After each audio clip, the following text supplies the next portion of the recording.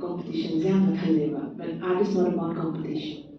Competition khatna koi se reach out to ki wakha se ya na lay adu na no chalu ri do kai phang ke have question se ngasigi miyam ki presence ki khudum jam le lo zara competition de ki he na wang kre because akhoi na chalu ri do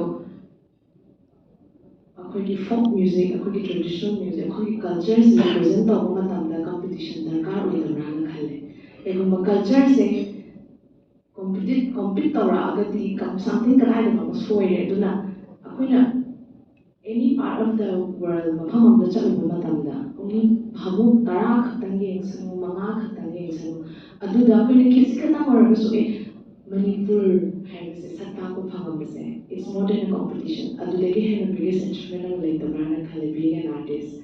Adu personally art, music, cultures the competition se ya makai di thambi loi da bani.